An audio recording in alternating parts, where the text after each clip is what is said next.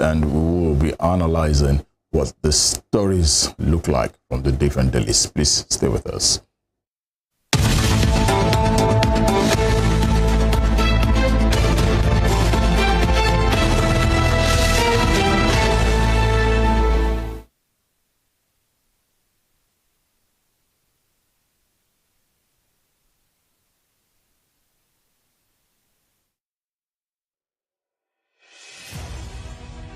Can you imagine the feeling when you get your news as they break with facts and clarity?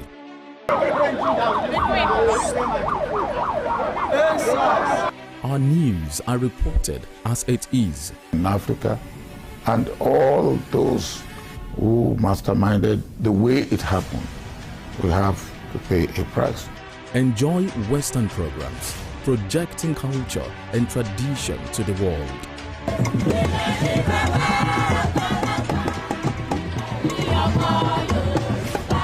Brought to you as the break and recapped every hour for your update.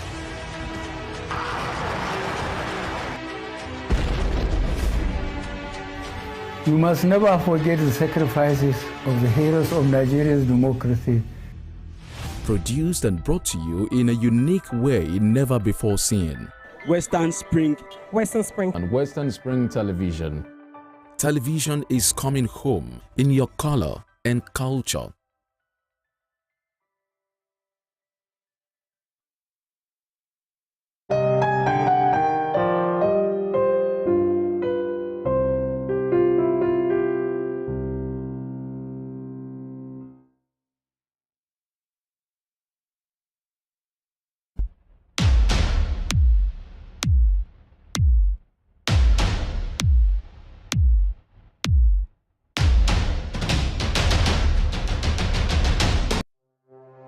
Arrested, affected, sound, found. What do we see? What do we say? Flowing from a spring. A fact A to Z. Check and confirm. Ever expounding current events. Traveling down from the business gist to the globally arising happenings, to the sports news, to the bittersweet infos. Guided transmission, even diffusion, vast and fast, detailed facts are fled. Within seconds, nuggets of words that flew across borders are fired. Stories short and long, wrapped in bundles of words, broken and dissected as it is, except misheard. This is the news as it is.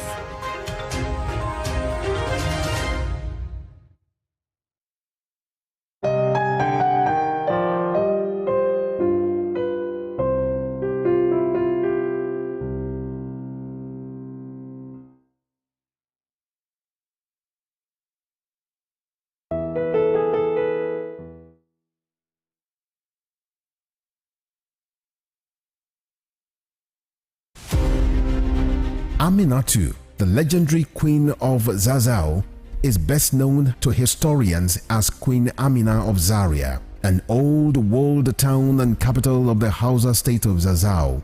Amina was a great warrior and the first woman to rule the ancient kingdom of Zazzau. Her 34 years as queen witnessed an unprecedented expansion of Zazzau by conquests. Queen Amina of Zaria belongs to the class of Amazons by the might of her army and her strings of conquests. She opened Zaria to trans-border trade and was said to have initiated kola nut cultivation in the ancient kingdom. The Hausa Muslim figure was born in 1533 and died in 1610 at the age of 77 years. Folklores remember Aminatu, the queen of Zazzau, as a brave, smart and talented leader, whose giant statue now adorns the National Arts Theatre in Lagos, Nigeria, while many educational institutions bear her name. Western Spring Television identifies Queen Amina as a watershed character in history.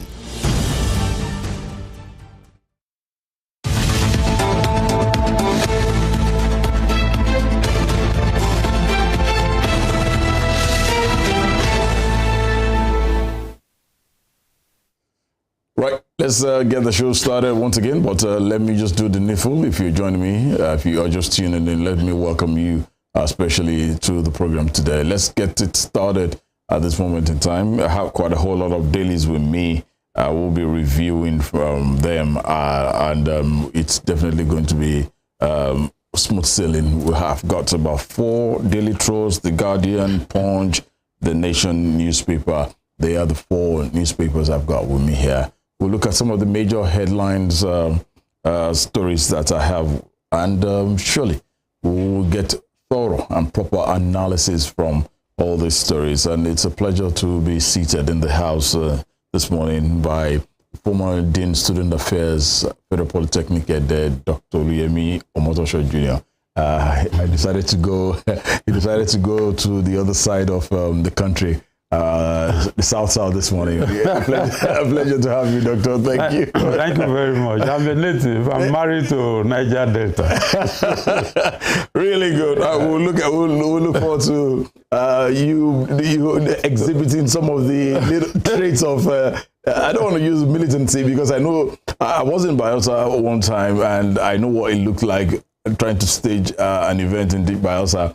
But I hope Bielsa now has different routes because it's one route before. Now they have many. Oh, great! You know, there is a little improvement now. Great, even though the oil spillage is still a problem, but at least they are improving.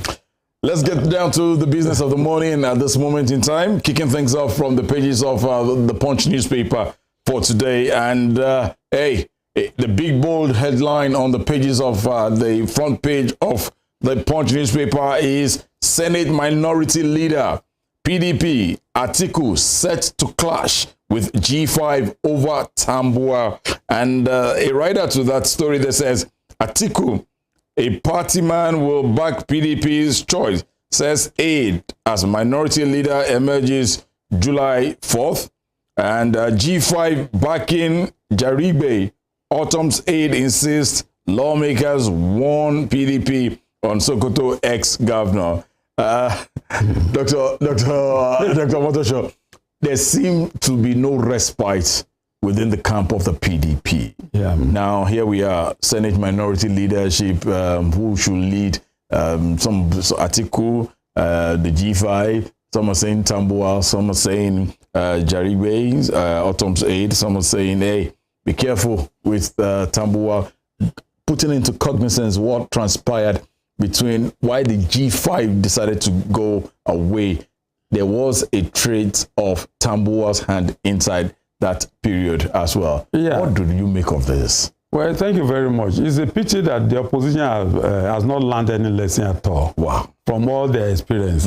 Right from the PDP days, you realize that the PDP has been sinking from one problem to the other because they couldn't always put their house in order because of their selfish interest. It is selfish interest, you know, right from the days of the man from Borno State, you know, when Buhari had to take the presidency from them. Again, you remember so many governors deflected. Yes. Now, the same thing happened. We have G5, they couldn't arrange themselves. It was after the election, the opposition started collaborating and started making arrangements as a strong party. Now, by the time they were going to court, it was late because the president has been declared. Now, for them again, they cannot even arrange themselves again. I'm talking of the opposition generally now, led by the PDP. And then they can't even arrange themselves again in a way that they will sit down, agree among themselves, who should be the minority leader is their prerogative. Why should that cause political problem again?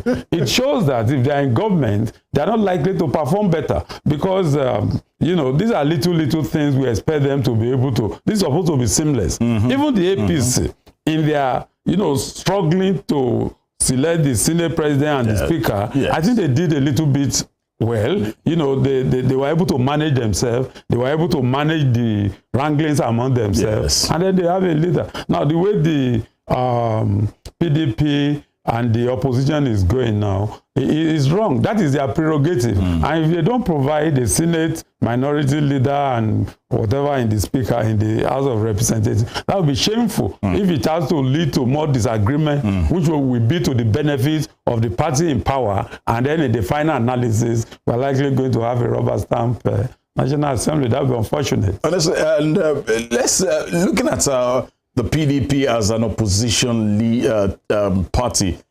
In your own perspective, do you think they have been able to perform well in the last 8 years of not being in power? Actually, they did a little bit, they performed a little bit well, but it's not satisfactory because we expect a vibrant opposition. Yeah. The opposition was not solid enough to even remove the party in power from government, despite their very, very woeful performance. The APC performed woefully in the last 8 years. And honestly, if the PDP have remained a vibrant opposition, they would have sensitized Nigeria to the ills of the APC, you know, seriously, in a way that most Nigerians will have been conscious and aware of it and vote them out. They couldn't do that. Despite that, they could not even, you know, arrange themselves in a way that they get other opposition parties to join them to remove the party that put us into serious trouble in 8 years. In 8 years, we had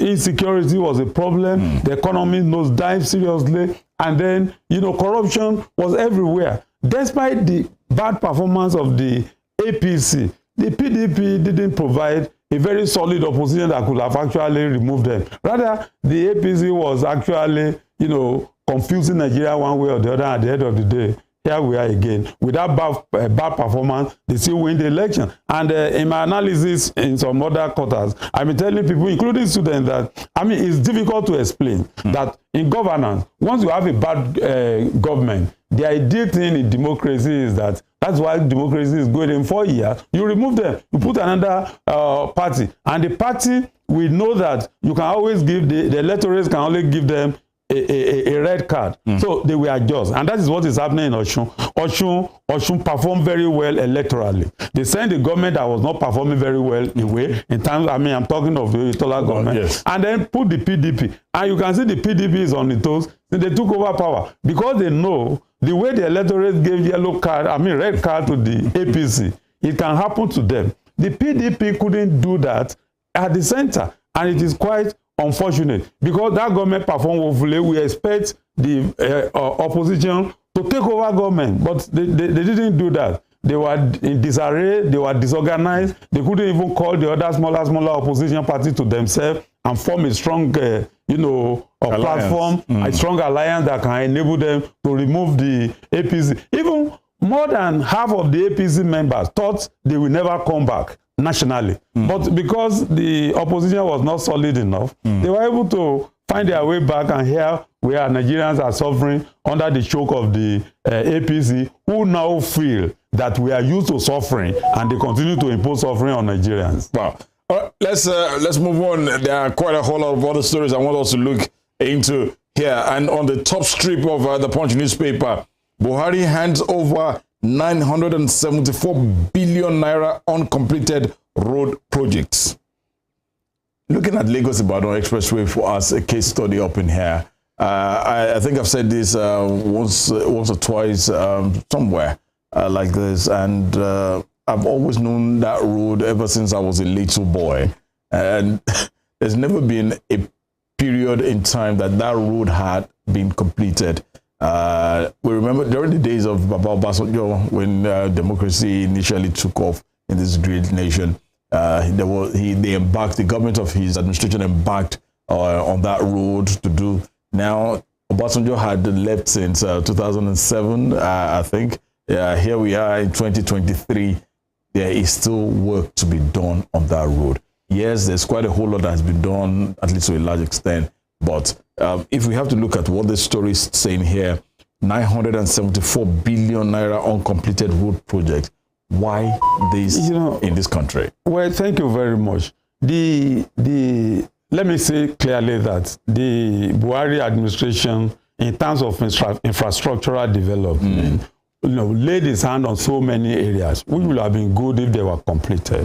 Initially, they were not active. People were criticizing them, and later the president woke up, and then there are so many areas he wanted to put infrastructures. He tried to a little extent, but it's unfortunate that, you know, budget will be prepared and money will be budgeted for infrastructural development, and it will not be done. It is simply because of one reason, and that reason is that the president was too mute and lethargic to the extent that there was no supervision, and so contractors were doing what they like. It is quite unfortunate. Now, the Lagos-Ibadan Expressway you mentioned, as I talked to you, I just came back from Lagos. It's still 6 lanes. 3 lanes here, 3 lanes the other side. It's unfortunate. That is the busiest road in Africa. That road is supposed to be about 12 to 15, to 16 lanes now. 8 the other side, 8 this side, and all the other will disappear. We are still managing 3 lanes, and yet we can't manage it properly. Now they've suspended construction on the road now because of Salah and the rest of it. It is quite unfortunate that corruption have not actually allowed government, you know, not only the Buhari government, you know, succeeding government to actually complete that road. That is the most commercially viable road we have in Nigeria and in Africa, and that is a road any government should be serious with to complete and make motorable to the extent that they will recoup their money within a short period of time, because once the road is good, then you can charge some little rates that will enable you to maintain the road, you know, regularly, and then make it very good, and then it will improve our economy and improve commercial activities in those axes. And like I said, it is the busiest road in Africa. Why should it be like that? I was in Germany and I saw a road that is about 24 lanes, 12 here, 12 the other side, and then you can travel 5 kilometers straight without any bend. You know, these are people who have grown to the extent of using their money, their wealth for their own comfort. If you want to be on the fast lane, you are there. You want to be on this lane, you are there. There are, you know, lanes for high, you know, voltage, choice vehicles, you know, and then in that Lagos Ibadan Express, what is destroying the road mostly are the trailers.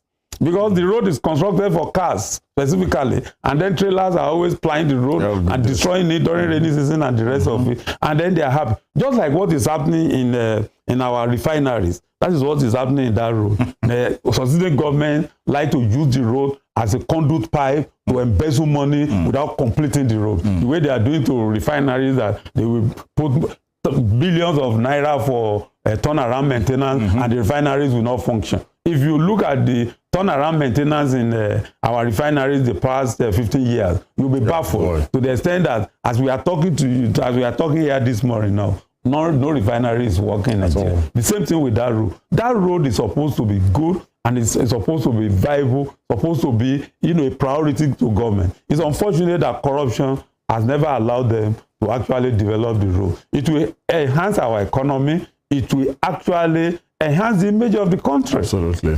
I just hope, as the saying that government is a continuum, we hope all these uncompleted road projects can and will at least. Yes, it should be completed. If government, if he has handed over something uncompleted road projects to this government, God so good, it is the same party, and then we have somebody, you know, who is there now that is determined to be president, not that they force him, and so let's see what he will do. Unfortunately, it's from these axis, and then he knows the importance of the road. He grew up around that axis, so he should know how that road is useful commercially, because when you look at the state that surround Lagos State, all farm products move through that road, you know, to Lagos, and then you know, and the rail is not functioning properly, and then of course air transport is a no-go area for farmers. That's the road that we need. I hope government, like you said, is a continuum.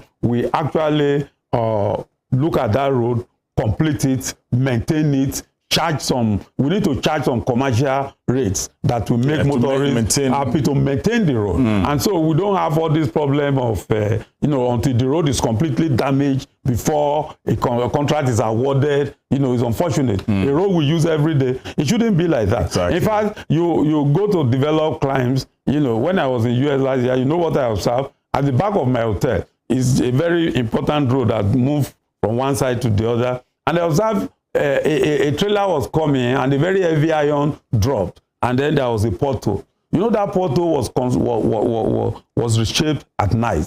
They brought all the equipment, including lights, and then they reconstructed that portal. They put their gadgets, dry it at night. Early in the morning, motorists didn't know there was any damage on that road again. That's maintenance. And we need to cultivate that culture of maintenance and not wait until everything is totally damaged before they will go and award heavy contracts. And it's just because of corruption. You see, I've been saying it, we have been saying it here. And that's why I commend your organization here.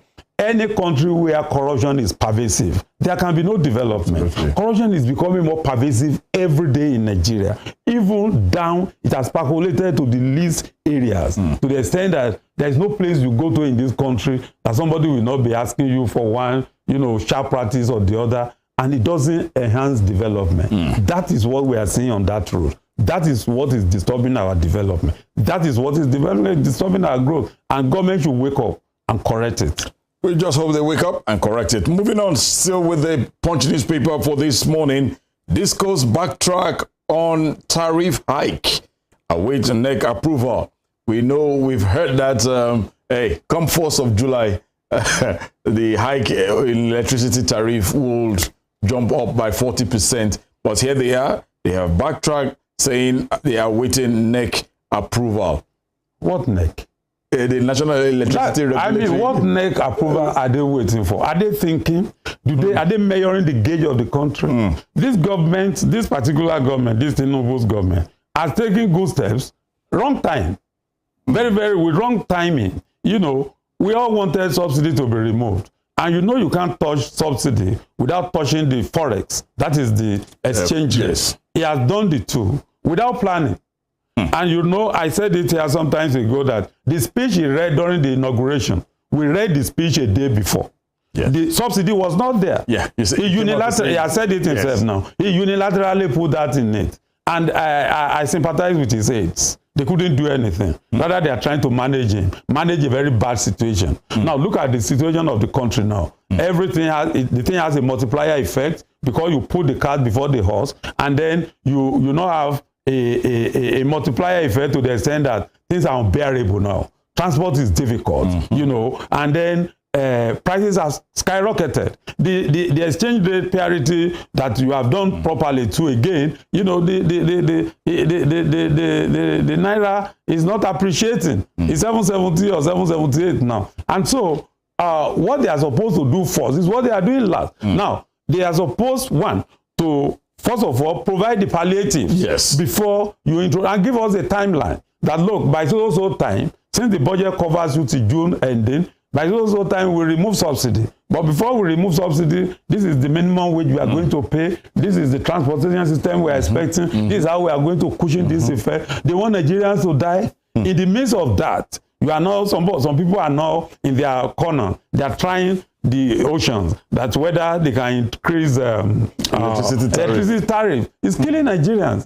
I mean, if governance is just to come and increase prices, then we have not got good leaders. Good leaders should think of how to solve problems and make sure that what we have is useful for the comfort of the people. You don't impose hardship on the people all the time because you are in government. That is what they are doing. Now, the subsidy has increased the hardship of Nigerians. Even supporters of this government are groaning in hardship and they are complaining. Now we are going to the same market. Again, you now want to increase electricity tariff. Where is the electricity? We don't have the light. Now, look at them. That's why I say, are they really thinking? In where I live, suddenly they came one day, removed something from the transformer and put everybody into darkness. Then we went there. What is the problem? They say some people are owing. Maybe the community will help them to collect money. When has this become our responsibility to be helping you to collect your money? There's been instances whereby probably communities like you will be the ones to contribute money to buy a feeder pole. In fact, where I live, I was the first to be there. I provided all the poles. I provided all the cables. Wow. I bought all the materials, and immediately you install it, they say it's their property. I don't have any problem about that. But then it's your property. Are you providing us the light? We have light out of 6 hours, 2 hours, or 1 hour. and Ochogbo is still stable. If you go to Yenego, where my in-laws are, they may not have light for 1 month, 2 months, and then you want them to pay. So where is the light? And then you are not providing the energy satisfactorily. You are increasing tariff. That is wrong. And again, we are paying more now for inefficiency. You know, for instance, there will be sudden surge and everything in your house will get damaged, and nobody will pay you compensation. Obviously. And you can't even complain. In a developed client, you can sue them. You can sue them, but we don't have that here. Or maybe Nigerians are not up to there. Maybe it's in their rule. But what I'm trying to say is that you have just removed subsidy.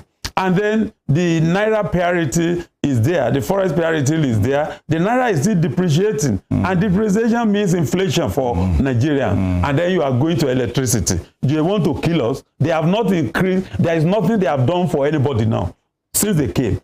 They have just been increasing prices. Petrol prices PMS has increased now from 195. Let me start from Buhari. From 87 to 145. From 145 to 165 to 185 to 195. And then this one came and you have increased it from 195 or 185 to 520. I bought PMS yesterday when I was going to school. 520 per liter. Yeah. And how many people can do that? I was telling my HOD, I can't be coming here every day because I can't be buying petrol 5,000 every day to come to work. How much is my salary? So then you are not thinking of increasing electricity. I think it's unacceptable. Those who are suggesting it should drop it. Those who are even thinking of it should perish the thought because they want to kill Nigerians. Two, they are even thinking they want to increase their own salary by 114%. I mean, political office holder. That is unreasonable. The salaries the allowances that are already high in Nigeria, our political leaders are the highest in the world. Yet they want to increase their own by 114% when they are not considering the masses. What are they sacrificing? I think government should show some element of sacrifice before they can tell the followers to sacrifice. These followers are sacrificing too much and they should not go into electricity now. Otherwise, they are calling for negative mobilization of the public against this government. You know, we've given this government all the support and they are mismanaging it. They are misusing it. Misusing it in the sense that when you push the goat to the wall, the goat will bite you. No doubt. But, still on the top strip of Punch newspaper, World Bank okays fresh $500 million loan for federal government. That is our problem. The World Bank and the IMF, the people who call the Bretton Woods institutions, they are the problem of this country. My PhD is in debt management. Wow. And you really need to see that we are running a dependency economy. And a dependency economy with all the resources we have is unfortunate. The Europe and America are supposed to depend on Africa, not Africa depending on them. It is simply for two reasons. One, we couldn't manage our resources. We have bad leadership, which lead us to a series of pervasive corruption. That's why resources are here and we are the poorest in the world. It is unfortunate. If you watch the summit that went on in France, you will see the South African president acting like the African leader, talking reasonably, challenging them that are we beggars? Are we not beggars?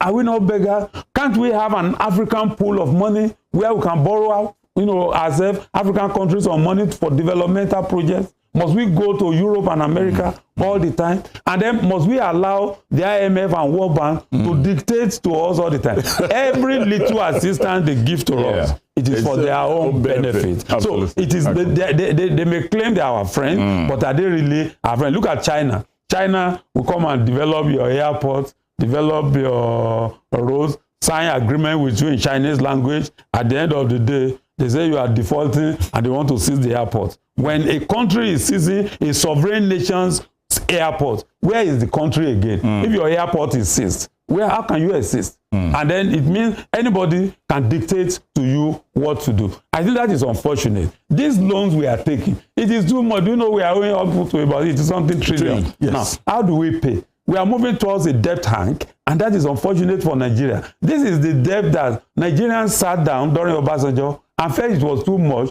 and got arrangements and agreements here and there, and wrote off about $35 billion debt, and then we were free for development. When you use 98% or 95% of the revenues you generate to pay interest of loan, where are you going to have capital development that will develop your own country? If you look around, most countries around us are moving fast and they are developing at geometrical progression. Ghana is an example. Oh, yeah. Libya, that is even war torn, was an example during Gaddafi. Cote d'Ivoire is an example. Gabon is an example. Angola is an example. We are being left behind. It will get to a situation that this infrastructural development challenge we're having in Nigeria will continue to, disturb our development, and this developed country will stop coming here. So we should stop listening to IMF. We have and World Bank. We have brilliant people here who can use our resources to develop our economy. I want to repeat, Europe and America should depend on Africa, particularly Nigeria. There is no country in Europe that is as rich as Nigeria in terms of resources, even human resources. If you go to Europe and America today, you see most Nigerians doing well in their medical, in their engineering. And why are they there? Because this place is not conducive. We should make this place conducive. And the only problem we have is corruption. Not that we can't think, okay, look at the GMD, look at the Wheeler. See the institution is heading. Look at Ademola, look at the institution is heading. If they know we are not good, they wouldn't head all those institutions, and they are performing brilliantly well there. It is our problem is how to use our resources for our own development. I want to repeat here again that Nigeria is the only country I've seen that is so rich, yet the citizens are so poor. Let me run through some of the other headlines I have from the Punch newspaper. Customs CG decorated, promises technology-driven operations. We just hope this... Who decorated him? The vice president. So where is the president? He's not in the country. They have finished the summit. Yeah, he's just coming in today. Okay. The president is coming in today. They're talking Salah. Federal government declares holidays. OSUN cancel free train ride. Why it is not intentional, but quoting what this administration has said because of the train issue that between Lagos and Abeokuta, there is a train that has blocked the rails. That's why we won't have the free train ride for this Salah. So we are not going to have that. And then it's unfortunate because Aregbe started that. Yes. These are the things they should be doing for citizens. Assist us during festive period to get to our, because we must travel. We must enjoy. And government going to town this morning, I've seen people leaving the state and people coming into the state for those this little palliative go a long way. And then when government couldn't do it, but they have given an excuse, I'm happy they have explained it, that they couldn't, and that there's a train blockage on the Lagos and Abeokuta. They will do it maybe another time. But those are the things we are talking about. Transport is highly subsidized in Europe and America. Why is it not subsidized here? Why are we paying? We are not paying. If you look at what we are paying for PMS now, it's almost more than that of some European countries. And then still, we don't have the same facilities they are having. We don't enjoy the same facilities. Am I supposed to be driving from here to there every day? I'm supposed to enter a tube or a train, drop in the school that is cheaper, and come back in the evening. That was seamless. Quickly, let me just run through this. 7 passengers, Okada rider die in Oyo crashes. And we will talk about that in the course of when the sector commander, very, very unfortunate. Then Tinubu returns today. May present ministerial list after Salah. Yes. All right. That's why I'm asking. If he comes back now, he should continue to be active. And then let's see how he solves this problem and feel the pains of Nigeria and see what he can do. Quickly, on the pages of Vanguard newspaper, let me switch gears to the Vanguard newspaper here for today. The big bold headline on that page of the Vanguard newspaper says, Forex challenge driving petrol price towards 581 naira per litre. Forex challenge driving petrol price towards 581 naira per litre. That is what is supposed to happen. Now, if you have done the parity, you've matched the IE and then the parallel market together, and all the funny things that are going on in the parallel market, as Mr. We like that. What can make that very, very efficient and effective is productivity. And then productivity will increase your exports, you generate more income and more revenue, and then your reserve is buoyant. Once your reserve is buoyant, then you can always tamper with the exchange rate by injecting more funds to it to strengthen your currency. But all these ones we are doing, you know, the parity we are doing, the subsidy and the forest and the IA we are doing, if it's not back up with productivity, it's going to be a failure. We need productivity. That's why I'm asking. If the president is around, he will know exactly where to inject energy. You know, we need more energy in agri, we need more energy in the oil industry to save fund and then to conserve fund and possibly to block the leakages. And once you block the leakages, you strengthen your currency because your productivity will increase. Once your productivity increases, then you can, that's what countries do. What they do is, no country allows its currency to lie flat all the time. And the capacity you have to do that is when your productivity is strong and your foreign your reserve is buoyant. Then you can inject funds and then intervene occasionally, not all the time, because the forces of supply and demand must determine actually the forest rate. But what is most important in all these economic, macroeconomic policies and variables we are talking about is productivity. Our productivity must increase. 200 million people must be able to be strong in productivity to the extent that we can export. That's why China is strong. Oh, goodness me, that country. Oh. Now, there's this story, people will, let me get your reaction as well, though. I delayed petrol subsidy removal to allow Tinubu APC win polls. That's credited to former President Buhari speaking. That is strategic. That is political expediency. The man knew that his party will lose election if we are facing this hardship. Of course, we become docile. Nigerians are complacent, possibly because the opposition was not strong enough. Even if they have done it that time, I wouldn't see the PDP or APC winning election. You can see people that were not thinking. They were disorganized. You know, you can see them forming alliance when they have lost election. They were forming alliance to go and challenge the election in the court. Alliance they're supposed to have formed before the election. So politically, I think for the first time, I give it to Buhari because he knew going into that would cause more problem for his party. He shelved it. He made a law. He put it in the budget. That subsidy will end June when it's going May. And then that's after they are won. That's political expediency. And I give that to him. All right. You know. Let's look at other stories still here. Credited to the NSA. Ribadu vows to subdue insecurity, stabilize Nigeria. Nigerians are looking forward to his That experience. Is a good one. That's what we expect. I hope he'll be able to do that. The insecurity is still everywhere. I mean, he should be able to sit down with the service chiefs and curb this insecurity. The insecurity is affecting our productivity, it's affecting farm products, it's affecting Nigerians who do their daily businesses, and then it's giving us a very bad image. It's affecting foreign direct investment. With the president, the current president is struggling to actually improve. And with insecurity, nobody will come here. Honestly, we are coming after you. NSCDC reads riot act to oil thieves. Yes, we don't want you. They have been saying that.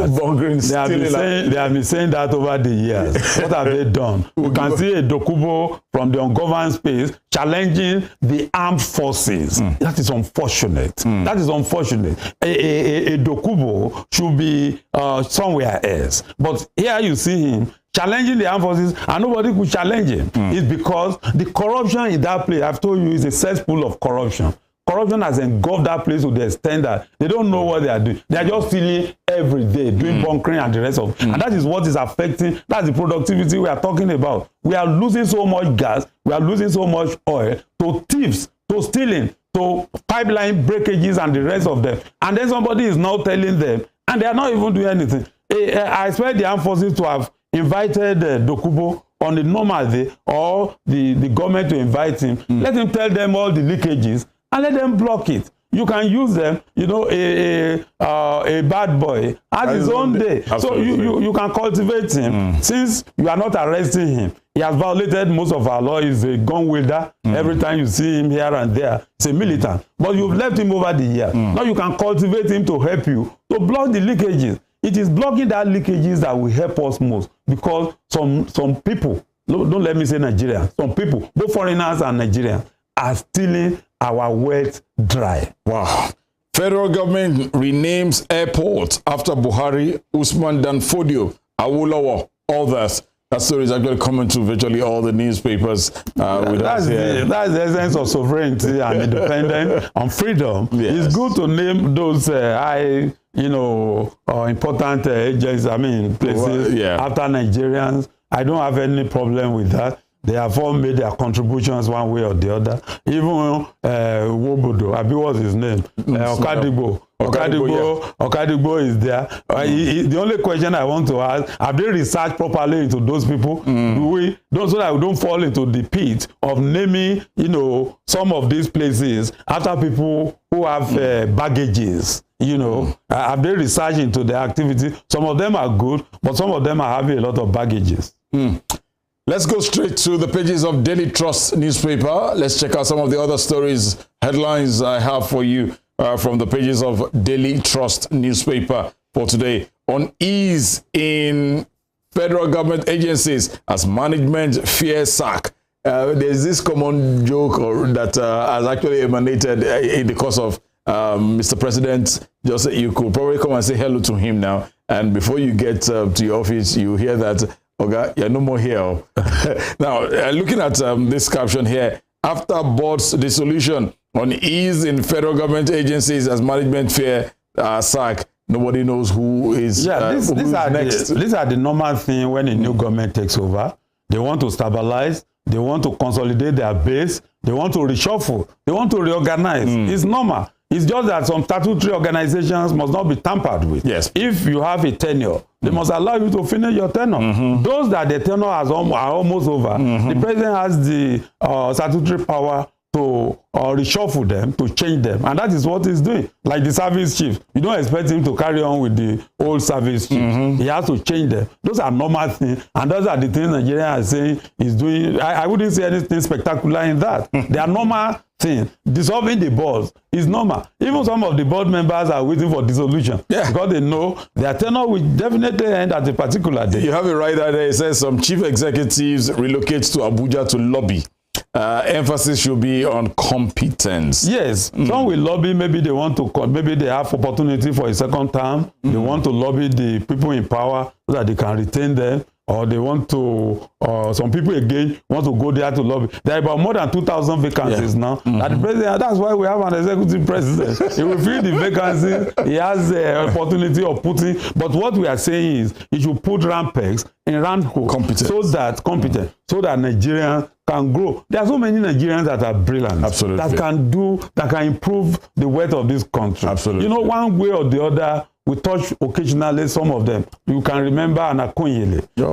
You see, you can remember his performance. You can see Iweala as Minister of Finance. If governors didn't twist Iweala and Jonathan during their tenure, our economy will have stabilized because we have that sovereign fund that Iweala was trying to build. It was governors under the leadership headed by Amechi that said, no, we must spend the money. How can you not save for the rainy day? And when the COVID came, we were from panting. We have brilliant people. It is just how to use them. But we have an advantage again because we are told that this president knows how to seek for good people. So let him seek for good people and use good people to improve our economy. And I'll use this opportunity as well to tell Mr. President or his aides who are viewing or watching us that this is one very competent man any day, anytime. Thank you.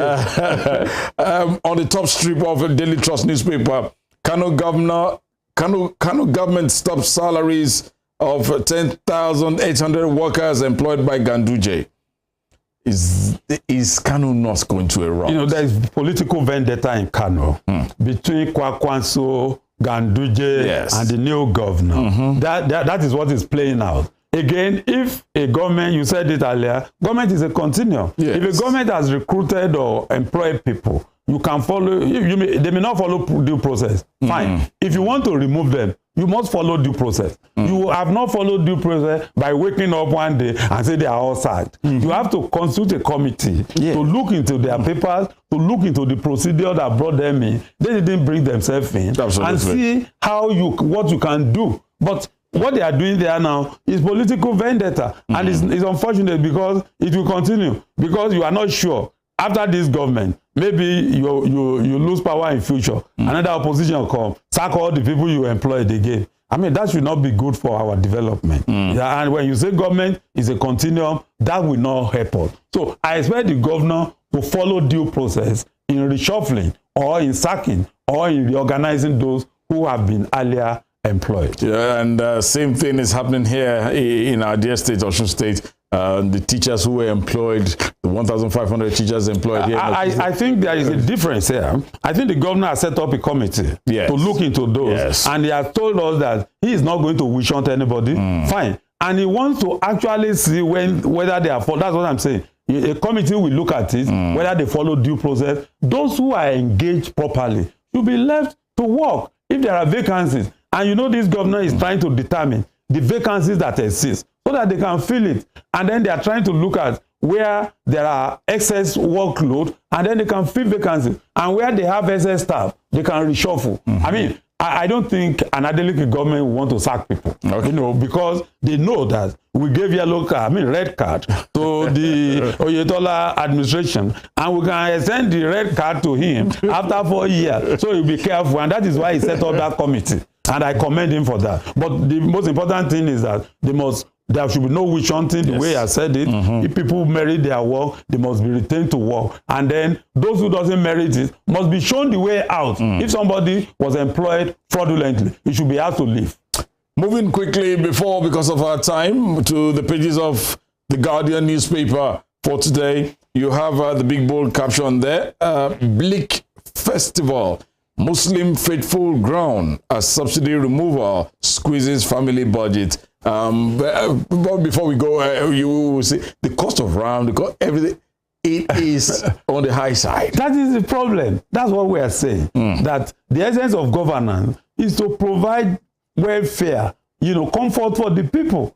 Now, they can't afford their ram. You know how much a ram is costing now because of the exchange rate, you know, and then it's unaffordable by so many Nigerians. Those some people will be able to buy it, but that is an infinitesimal part of the population, very, very minute. Majority, like 90%, will not be able to afford their normal ram this salary. My advice is that they should just manage, and that's why I'm asking, when is the president coming, so that the president can feel the pain of the people? He's a Muslim too. He will see that this festival is not going to be enjoyed. We only pray to God to help us. And that is why they should release, you know, palliatives that can cushion all these effects. Look, if you go to some country, they subsidize food, they subsidize transportation, they subsidize education, they subsidize health. What are we subsidizing here? We are paying for everything. In fact, in your local, where you live, maybe you are like me. We're a local government where I live. We provided the road, we provided the electricity, we provided the water. There is borehole in almost all houses around where I live. And so what is government doing for us? And then you have to pay tax for roads that are even not well constructed. You buy a car, the bad road will damage it. Government must be concerned with the welfare of the people. Now, festivals like these that we celebrate should be the concern of government. One, they must provide security. They must make sure we can afford what we want to use to celebrate the festival. That is why we have governance. The money they are spending is our commonwealth. And so it's not for them alone. It's for all of them. A situation where government officials will be enjoying and the Nigerian masses will be suffering is not acceptable. All right, looking at other stories here, let's go straight to the southeast at this moment. And it's despite Mba's order, Monday sit at home persists in Enugu, IPOB and ESN. What is happening in the southeast? No, it is unfortunate. The leadership of the Igbo people are not doing anything. I mean anything. They are just lying prostrate. And then they allow the youth to dictate to them. And they are damaging that region. And it's unfortunate. Their leadership will come up, bring their youth together, and get their hearts together. You can only make development when there is peace. I mean, you know, government is in power. And you cannot, if somebody is in detention, you can only use negotiation, you know, or diplomacy to actually bring that person out of detention. You know, you can negotiate. That is acceptable. It is not by war. It is always good to judge than to war. What is happening in the East is not acceptable. Let me tell you, this is what marginalization they dangle every time. Everywhere is marginalized. Look at go to Daura now. You will see we are marginalized. I doubt if there is any indigenous of Daura that has no government job, because most government agencies are there now and the population is thin. So if somebody is in your house, he has no job, they just send him to one agency. He gets a job immediately. Because Buhari has transferred so many agencies, you know, to that place. So you can say everybody is marginalized, but we are negotiating with diplomacy. That is what brought the Yoruba man to president now. If the Yoruba person could negotiate, we were negotiating. We have to be our brother's keeper. You must talk to all the sectors of the country, all the region. You can't do it alone. So the leadership of the Eastern, the Southeast, must come together, and they have many of them. The Soludos, the Nwayawun, yes. There are many. They should come together, have a meeting, and determine what is our problem. How do we move forward? And then what can we do? How do we get this person out of trouble? What was his objective? Until they start doing that, they go nowhere. You know, the Yoruba, we are so diplomatic to the extent that we know when to strike. We know when to keep quiet. When you are laughing when everybody is keeping quiet, you are a mad person. That is what the Easterners are doing. And they should caution themselves. And the Niger Delta, look at them. They have got their hearts together. They have produced a president for Nigeria, and they are reckoned with. The way Wike and his people is going, you will see very soon, Wike will call all the Niger Delta people together. If a candidate is coming out of their side, they will all support him. Even during these last primaries and presidential election, the Easterners were not united. What exactly do they want? And whatever you want, you can't get through crisis. You can only get by peaceful negotiation. And I concur alongside Dr. OMOTOSHO. For development to thrive in and around us, it has to be well laid out, not war. No war. Quickly, just like every other paper, Ribadu takes over as NSA, vows to deepen security and stability. We wish him the very best there. And Nigeria, developing countries at risk of deglobalization. Yes. Yes, we are supposed to benefit from globalization, but we are behaving like beggars, and that is unfortunate. Borrowing here, seeking loan from everywhere, you know, that is outside Africa, is quite unfortunate. And like I said earlier, we are on a dependency economy. It is quite unfortunate. Europe and America should depend on us. And as I'm talking to you, they are using their political to actually extort and exploit us. You know, it's our resources that are being used to develop their area. You can see, let me give you an example. See, most Nigerians steal money in Africa and take it to where? To Europe and America.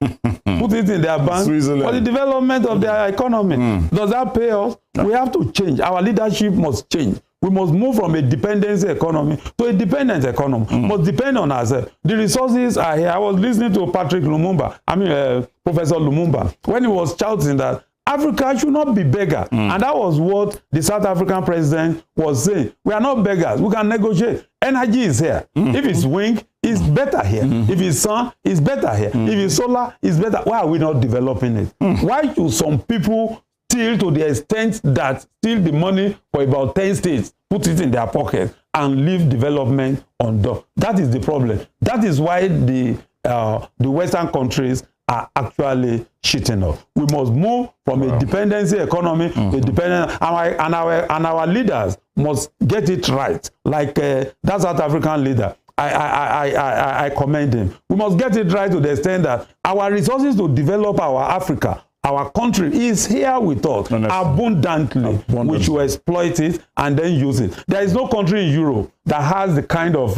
bitumen we have in Nigeria. In Ondo, we have the highest concentration in the world. Nobody is even going there. The crude oil we have, still stealing every minute. You know, in Europe, there is, for example, London lives on tax. You can't evade tax. You cannot. And it's killing. Why is it not like that here? America has a lot of oil. In fact, they have reserve that nobody can move there and touch it. Why is our own not there? People are on what we call non-state actors, are just misbehaving here and there. Government is looking at them, and some of the non-state actors are now pointing accusing fingers to the state actors, and they cannot even talk. From the exciting world of sports this morning, and I can assure you, you still get more from the world of sports when Joseph Atewe and Nengi Ernest will be here to tell us so much in the world of sport. But quickly from the world of sport, Osimhen beats Mahrez Salah to win Best African International Award. That is a player, that we all cherish now. Osimhen is in Serie A, the best. I think he's one of the most expensive players there now. Yeah. That is from the street, to limelight. He was selling pure water in Lagos. You can see development. If Osimhen is here, he will still be selling his pure water. We must develop our talents.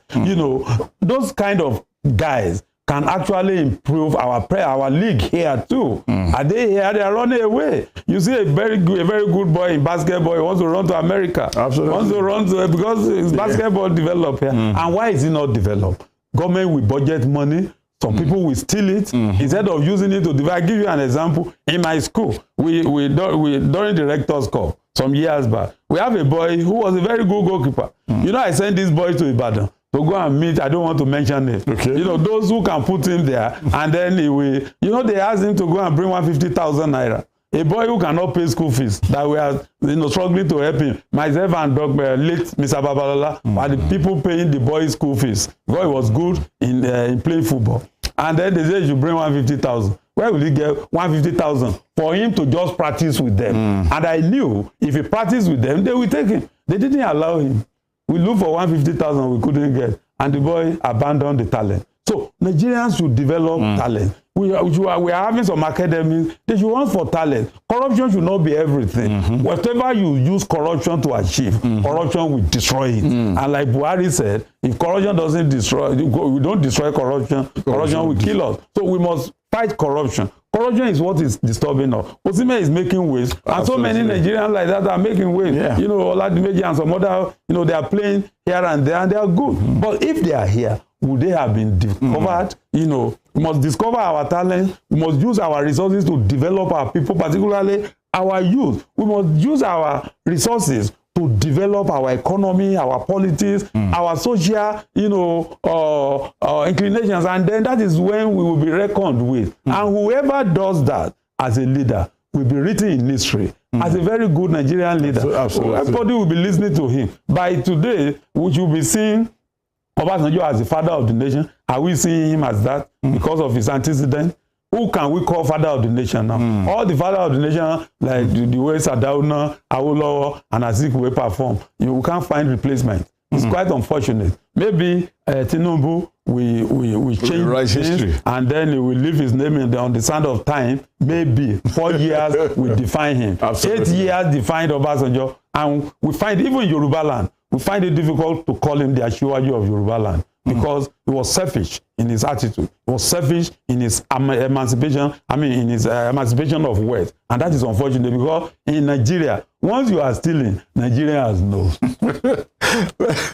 OMOTOSHO, I'd like to sincerely thank you for this brilliant analysis. Thank you for taking time out to be with me on the show this beautiful morning. I appreciate this opportunity. Thank you most sincerely. Thank you very much. Dr. Oluyemi OMOTOSHO, former Dean, Student Affairs, Federal Polytechnic, they're right here in our dear state, OSUN State. And yesterday, some of my colleagues were out there in town. They went to give us an update as to what it looks like for those of us preparing to buy ram for Ileya Festival. That's no going. I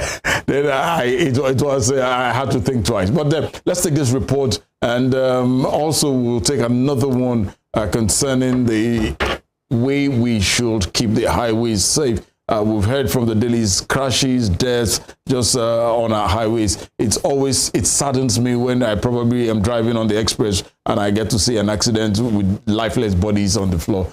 These are things we can manage, we can do carefully if we follow the due process that we ought to follow. We'll take them back to back, and when I return, I'll probably be joined by my next guest. Please stay with us.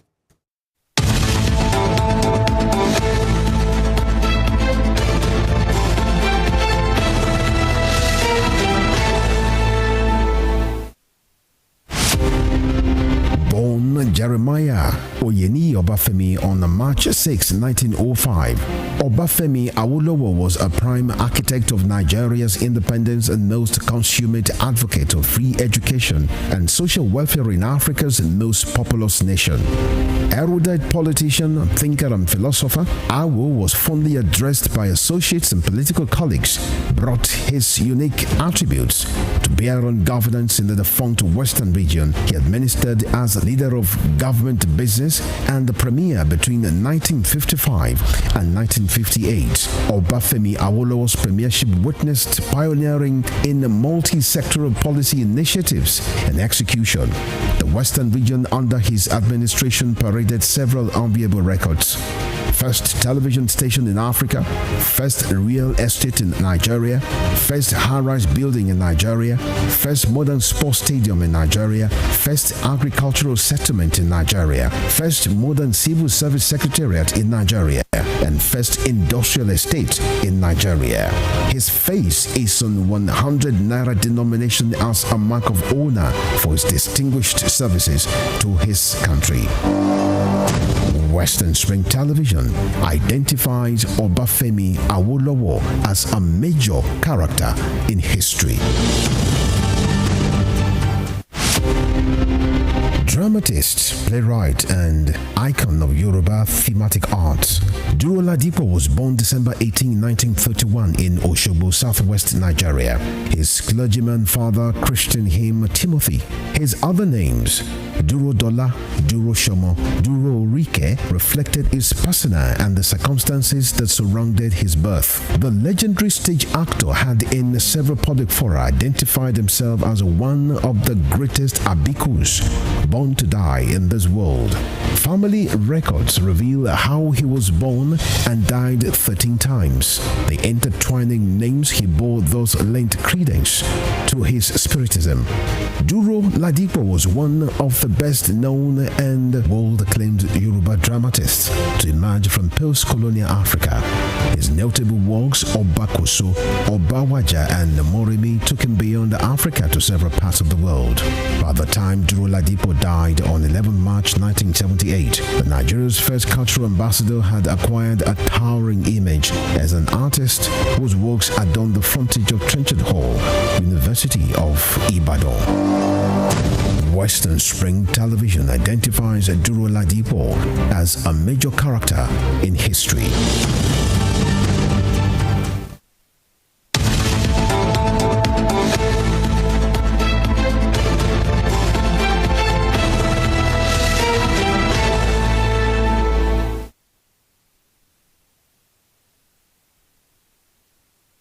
As the IDOWU Kabir celebrations approaches, some traders and buyers in Osogbo, the Osun State capital, have expressed concern over the high cost of rams. A survey carried out by a news team around the Temidire Ram Market Stadium area, Osogbo today, revealed that the sellers are bothered by the changing price of rams. Price checks at the ram market showed that an average-sized ram, which sold for 80,000 naira in 2022, now cost between 120,000 naira and 150,000 naira. It was also observed that a big-sized ram sold for between 200,000 naira and 250,000 naira. Abdulaziz Okondeji, the chairman, Ram Sellers Association, Temidire Market, who spoke in Yoruba, his native language, stated that the price range differs from the previous year because of the removal of fuel subsidy, which made the cost of transportation from the north exorbitant. The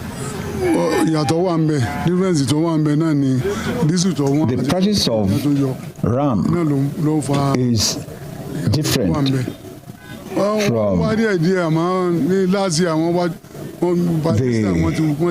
last year home because of the fuel prices. Though people are coming to patronize us, but the prices are on the high side. Like for instance, the one we sell or sold 180,000 last year is now about 250,000. So there's nothing we can do. If you look at the transportation, the fuel, and feeding of the ram also. So if government can help us, we will surely do something against next year.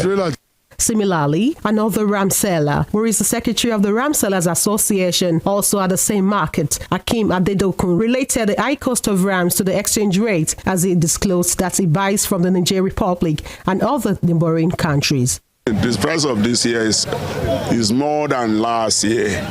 You know the problem of this, the problem of the country now. This is the problem of exchanging rates. You know, all the ram that we are selling here is not from Nigeria.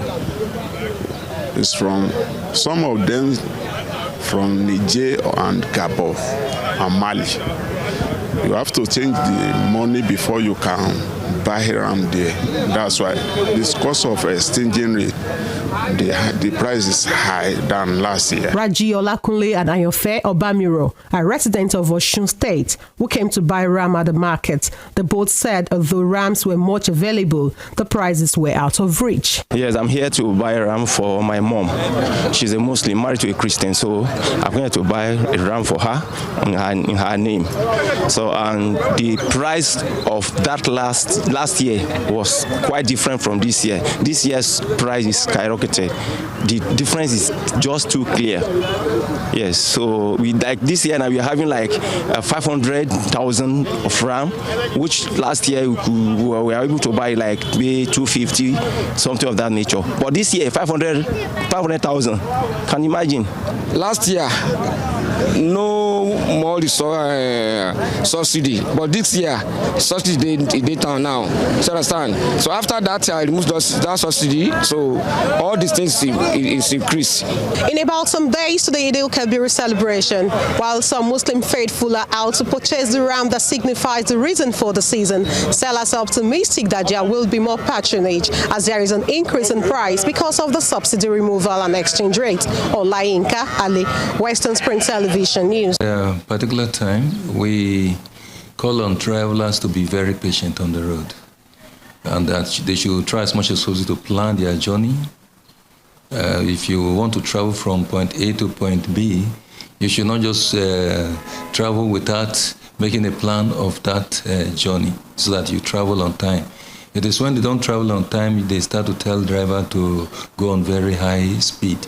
So at this time, we are warning and also admonishing the motoring public that they should be patient and they should also be considerate and be kind to others on the road. We have started embark on a special traffic control and operation Salah Patrol beginning from today, which will end on the 1st of July.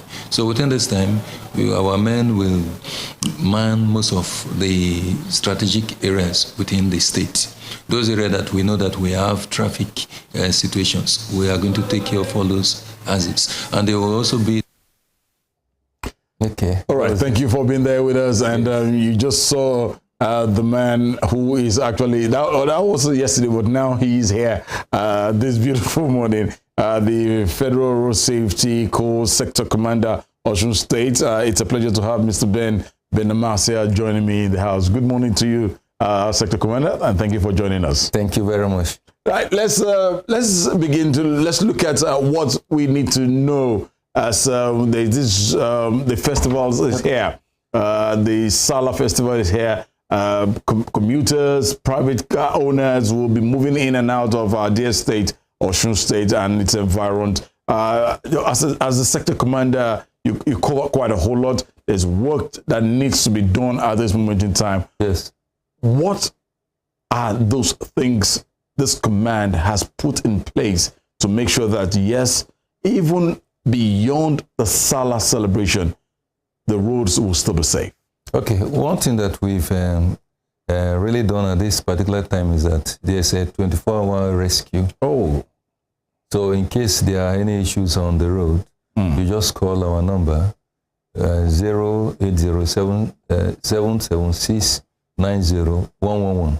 Okay, I'm going to get that number properly, yes, so that we can put it on the screen, just in case. If you call that number, there will be somebody to pick the call, and if there are any issues in any place, the person will deploy somebody to that place.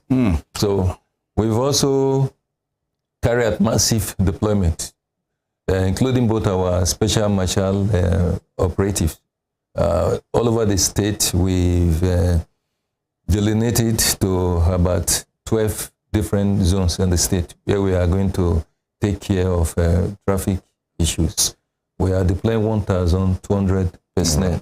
Okay. And 19 of our vehicles will also be on the road. We are also working with the private tow truck organizations, so that in case if they are broken down vehicles, we'll tow those vehicles off from the road. And so what we are appealing at this time, people should try as much as possible to plan their journey.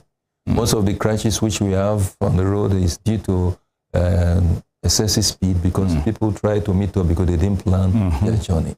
Because if you plan your journey, you wake up on time. You know, it's not that when you want to, you have a program by 10 o'clock, you are leaving by 9:45. By then your habit on the road changes. Absolutely. And by then you behave in an abnormal manner. So we want people at this particular time to plan their journey. And they should know that life remains. Absolutely. Salah will go, any celebration will go, but the life remains. It is the person that leaves that will celebrate another Salah.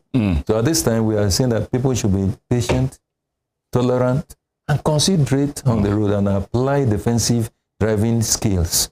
Now, defensive driving skills mean that while you are driving, you're on the watch. You're watching for the person on your front, on your back, on your side. Then you give what we call enough braking distance. That is accident distance or crash distance, so that you don't drive close to close. You don't jeopardize yourself, put your safety on another vehicle. Once you do that, you are going to have a lot of issues. But if you drive carefully and cautiously at this time, our road will be free. But some of the things that we are noticing in the town right now, we find is intolerance. People don't want to give consideration to the vehicles that are coming through the left. So you find that there is a kind of jam on the road. It is only when you see our men there that they will start to obey. But which on our own, it should be a culture within ourselves that will be tolerant and obey traffic rules and regulations. So for this period, there's enough deployment which we've done starting from 26. It's going to end on the 1st of July. Because we want to cover all the traveling back and the coming in. So all those periods will be covered within the state. Now, Commander, let's before I take my next question, please, let's reel out that number once again so that we can share it on our screen for people who are watching us at this moment. Get this number just in case you need to call for an emergency and you get a quick response. Please, the number again. 080. All right. 77 690 111. Now let's do it one more time. Okay. Okay. Let's go, sir. Okay. 080. All right. 77 690 111. That's the number. It's definitely going to scroll on the screen very shortly. And please, you can call this number just in case. It might not be you. You might just probably see an accident on the highway and you need the help of men of the Federal Road Safety Corps to come assist us in doing the needful there. Please call that number. Right, let me come back to you. Now, the command in Osun State, from your own ratings, how has it been with the men, the great men and women who are members who wear this uniform in Osun State? How well have they been able to do the needful when it comes to work here in Osun State? Yes, they have been firm and strong. They are up to the task. Great. Yes, the men here, they are well trained. And they have to their duty. If you call them at any time, if there are any issues, just give us within the next 15 minutes, 10 to 15 minutes, they are there. Now, looking at the roads, the speed at which our roads are in the country, I don't want to generalize just being in Osun State. It's a general thing all over Nigeria at this moment. the roads, and from your expertise, and for someone like you, you've seen, you've been far and wide all over the world. You've seen what it looks like to have a good road, and I know governments at all levels are trying to repair to make sure that we have standard road. Now, let's give admonitions to our people. Now, what are the basic things we all need to first of all look at when I want to get into my car in the morning and drive out? Let's remind ourselves again. When you want to, the first thing that you do before you start your car, there's what we call morning parade. So you need to put that inside your mind that I must do my morning parade. Even if you're not a uniform person. That is the morning parade for the car. You check the water, you check the oil, you check your fan belt, the weakness, if it's still firm, then you check your tires. Then you check your horn and your lightning, because you need your navigator to indicate. So you check all those things before you move. Let's come back to Salah. When we then you must remember that your caution sign and your jack must be inside your vehicle with a spare tire. Because most persons, they drive without spare tire. Thank you. And they are risking their life once you don't have a spare tire. In case there's an emergency and you need to change your tire, when there's no spare tire, you are at risk. Commander, let's look at this period. Just as I said, let's come back to the Salah, which is just around the corner now. What is this command doing with commercial park drivers at the different parks that we have in Osun State? Have you been able to speak with them, sensitize them, even before now, and what are the plans that we have for the future? Yes, we have, even today we are going to have a rally at Otefu Park. Yes, we normally go to their parks, sensitize and talk to them. We have what we call morning cry.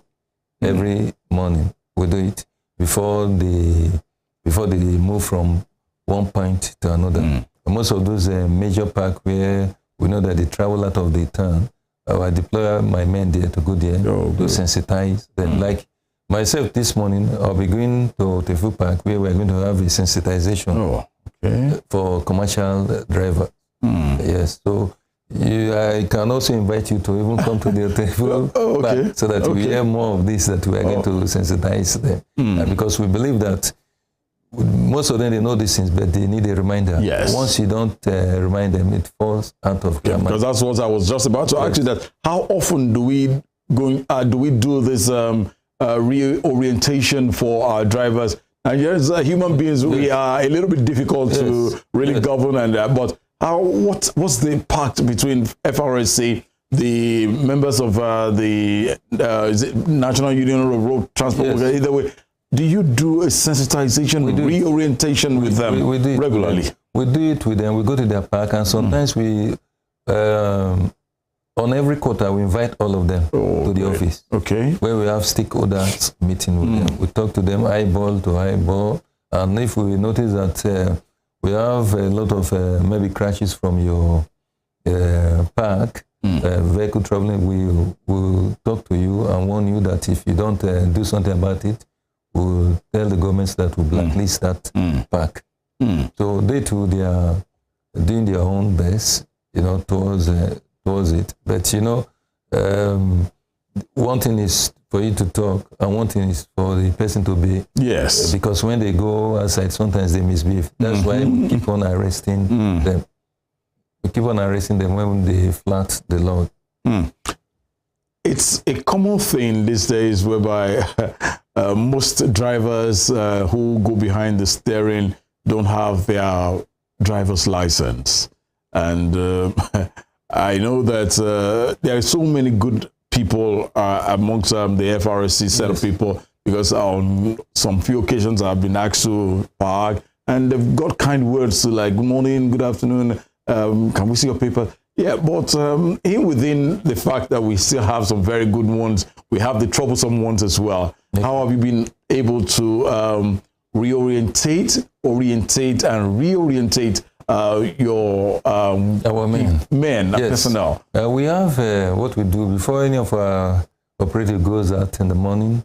We have what we call pre-patrol briefing. We debrief them every morning before they go out. We talk to them that they should be fair, firm, and friendly, and courteous to the general public. Why you are going to arrest the person, make the person to know why you are arresting him. Sir, you've contravened. This is what you've done. You are not putting on your seatbelt. Sir, I'm going to give you a ticket. So the next time you will not do it. That's the kind of training that we are giving to them. It will be a very fantastic one because obviously you know what it looks like in developed nations where there's that courtesy when they are impacted. That is something I have seen with men of the FRSC. I want to say thank you. Let's just keep on with that. But let's look at some of the dangers attributed to this job compared to other paramilitary agencies, other security agencies, the Nigerian police, the army, whereby they come with, they've got their rifles with them. How has it been for this commission not being able to hold on to rifle so that that little bit of fear? Because you and I know that once I see that thing, everybody calms down. But once road safety, they don't really give a damn about you people. How has it been with the FRSC? You must know that we deal with traffic offenses. Yes. And traffic offenses, which we deal with, is not what you're going to use arm to arrest the people on the road. On the road. And that is why if we're in a volatile area, we are close to the military. We work close to the military. Therefore, traffic offense is not what we are using. Good. Good. That's why you find that with our training and with our operations on the road, people obey us.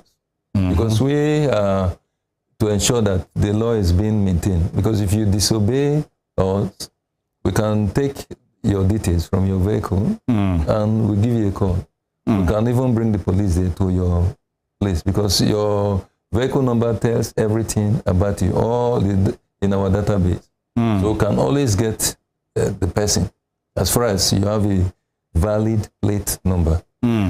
So these days, it's immersive modernization is helping us in the course of discharging our duties now, whereby it's easier to get with technology. With technology, yes. So even if I do something wrong, most especially there's somebody I know that he loves to do something wrong in this office. After the show, I will show you to him. That's how they like to know. But how has technology been able to really help us out? You made mention of this now. But looking at it on the holistic level, how well do you think and what needs to be done? Yes, I've helped us so much that there are a lot of vehicles that have been recovered, stolen vehicles. When they want to register it, you'll find that through our system, that vehicle has been registered. And the number of the former person being in that place, we give a call to that former person. The person calls us and says that the car was stolen at gunpoint. Despite that, they've removed the plate number to register it, with the chassis number, which is in our database. So with that technology, we've been able to, recover a lot of vehicles. A lot of vehicles. Commander, before we... So that is part of the technology. Before we call it a wrap now, let's look at Osun State, where you head this command. What is the assessment of drivers on the highways in Osun State?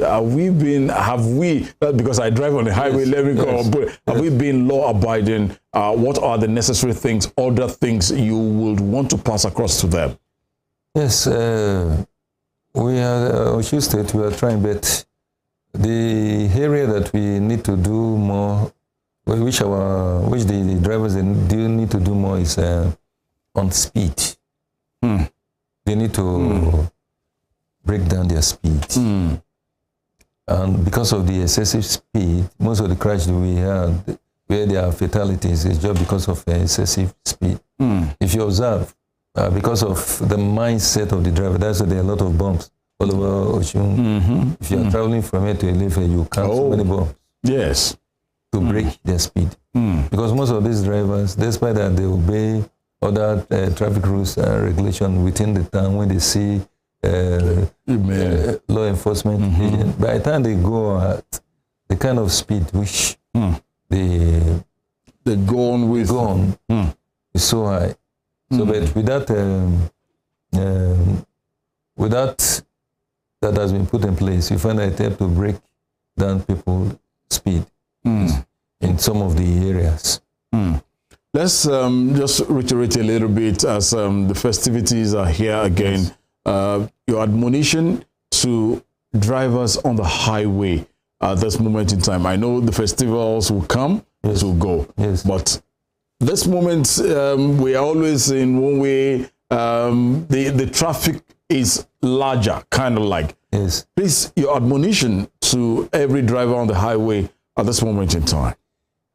My admonition to drivers is that as much as possible that, as we used to say in the driver palace, when tire roll, driver chop.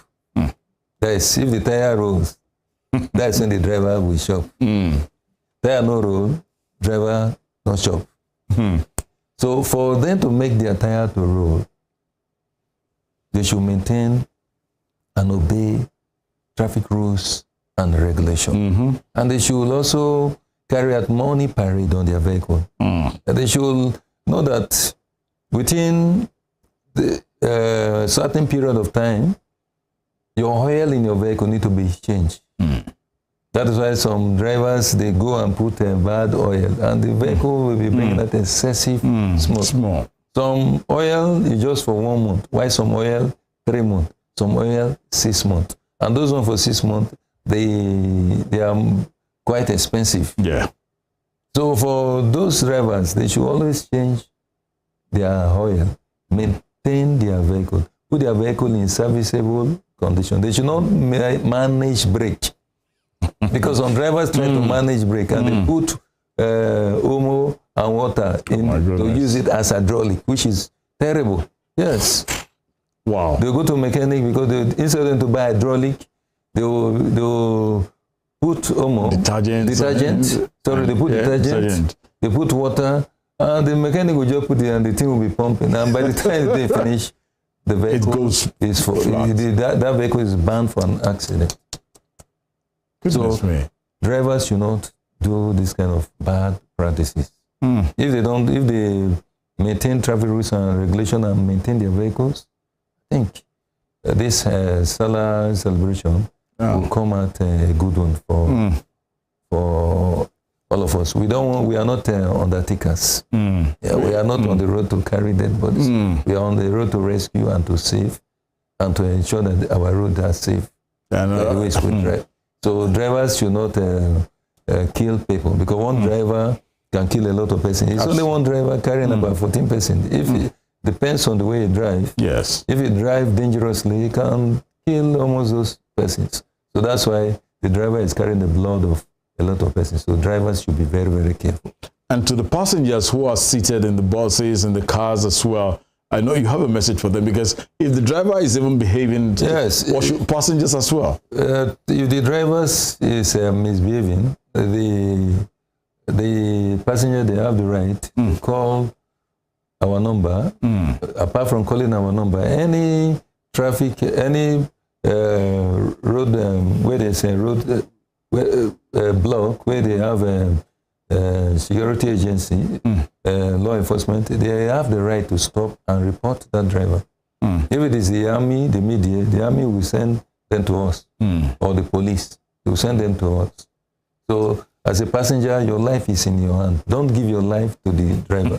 If you find that the driver is driving the way you don't like, warn the driver, call the driver to order, and send the number of that vehicle to us also, and give us a call. I will take it from there. Thank you very much. The Sector Commander, Federal Road Safety Corps, OSUN State Chapter, Mr. BENAMAISIA. I hope I got that.